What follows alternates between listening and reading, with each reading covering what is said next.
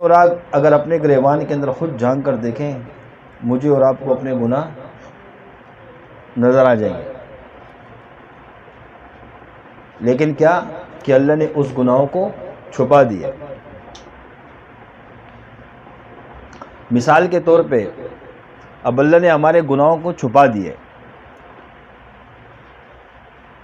اگر اللہ اس گناہوں کو چھپاتا نہیں اور مخلوق پہ ظاہر کر دیتا، میرے عزیز ساتھیو، آج ہم سے ملنا تو دور کی بات ہے، کوئی ہاتھ ملانا بھی گوارا نہیں کرتا۔ یعنی انسان اپنے آپ کو دیکھ لینا کہ کس طرح گناہ کیا۔ اگر اس گناہ کو اللہ لوگوں پہ ظاہر کرتے تو کیا ہم سے کوئی ہاتھ ملانا اچھا سمجھے گا؟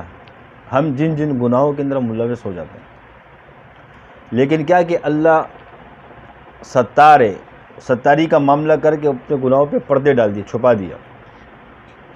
اور حدیث کا مفہوم ہے، جس نے کسی کی پردہ پوشی کی، قیامت کے روز اللہ اس کی پردہ پوشی فرمائے گا، اور جس نے کسی کی پردہ دری کی تو قیامت کے روز اللہ پورے انسانیت کے سامنے اس کی پردہ دری فرما دے گا۔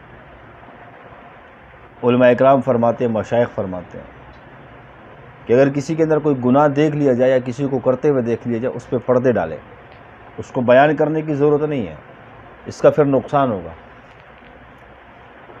ایک شخص نے گناہ کیا اور سامنے والے نے اس کو گناہ کرتے ہوئے دیکھ لیا، اب اس نے کیا کہ اس کا ڈنڈورا پیٹ دیا کہ فلاں شخص کو اس کام کرتے ہوئے دیکھا، اس حرکت کو کرتے ہوئے دیکھا، چاہے وہ کسی بھی درجے کا گناہ ہو، چھوٹے درجے کا ہو یا بڑے درجے کا ہو۔ لیکن جس نے گناہ کیا ہے وہ تو اپنے اللہ کو راضی کر لے گا، توبہ کر لے گا، رات کو رو لے گا، گڑ گڑا لے گا، اللہ سے اپنا معاملہ صاف کرا دے گا، اللہ تو معاف کرنے والا ہے۔ لیکن جس نے ڈنڈورا پیٹا، اس کو مشہور کیا کہ فلاں شخص نے یہ گناہ کیا، فلاں شخص نے یہ کیا، اس نے اپنے لیے کام خود بخود بنا دیا۔ بنا دیے کہ نہیں؟ اس لیے کہا جاتا ہے کہ گناہوں پہ پردے ڈالنے چاہیے۔